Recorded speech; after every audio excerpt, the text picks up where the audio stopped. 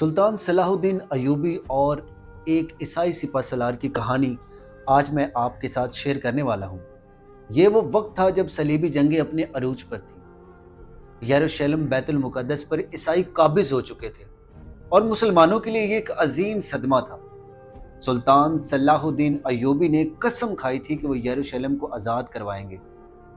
وہ ایک عظیم سپہ سالار، رحم دل حکمران اور سچے عاشق رسول تھے۔ 1187 میں جب صلاح الدین ایوبی کی فوج نے حطین کے میدان میں صلیبیوں کے خلاف محاذ سنبھالا تو دونوں طرف شدید جنگ ہوئی۔ عیسائی فوج کے سپہ سالار ریجینالڈ شاتیلیو نے کئی سالوں سے مسلمان پر ظلم کر رکھا تھا۔ وہ نہ صرف تجارتی قافلوں پر حملہ کرتا تھا بلکہ گستاخی سے کہتا تھا کہ میں خود مدینہ جا کر تمہارے نبی کی قبر کو تباہ کروں گا۔ یہ سن کر صلاح الدین ایوبی کا خون کھول اٹھتا تھا۔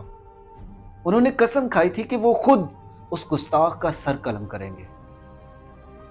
جب صلاح الدین ایوبی کی فوج نے شاندار جنگی حکمت عملی سے دشمن کو شکست دی، کئی عیسائی سپہ سالار قید کر لیے گئے۔ ان میں ریجینالڈ بھی شامل تھا، جس نے گستاخی کی تھی، جو گستاخی سے بولتا تھا۔ جب اسے سلطان کے دربار میں پیش کیا گیا تو سلطان نے اسے دیکھا اور کہا، یہ وہی شخص ہے جس نے میرے نبی کریم صلی اللہ علیہ وسلم کی توہین کی تھی۔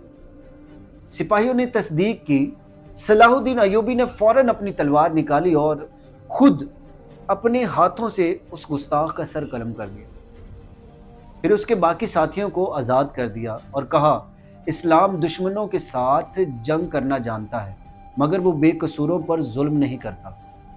1187 میں صلاح الدین ایوبی نے یروشلم کو فتح کر لیا۔ وہ چاہتے تو عیسائیوں سے وہی بدلہ لیتے جو 1099 میں مسلمانوں کے ساتھ کیا تھا، جب انہوں نے شہر میں ہزاروں معصوم مسلمانوں کو شہید کر دیا تھا۔ اسلام انتقام کا نام نہیں ہے، اسلام عدل اور رحم کا مذہب ہے۔ انہوں نے عیسائیوں کو عام معافی دی، ان کی عورتوں اور بچوں کو محفوظ راستہ دیا اور بیماروں کے لیے علاج کا انتظام کیا۔ ان کے اس انصاف اور رحم سے کئی عیسائی مسلمان ہو گئے۔ جب اسلام پر حملہ ہو تو خاموش رہنا بزدلی ہے۔ دشمنوں کے ساتھ بھی عدل کرو تاکہ دنیا کو اسلام کی حقیقت معلوم ہو۔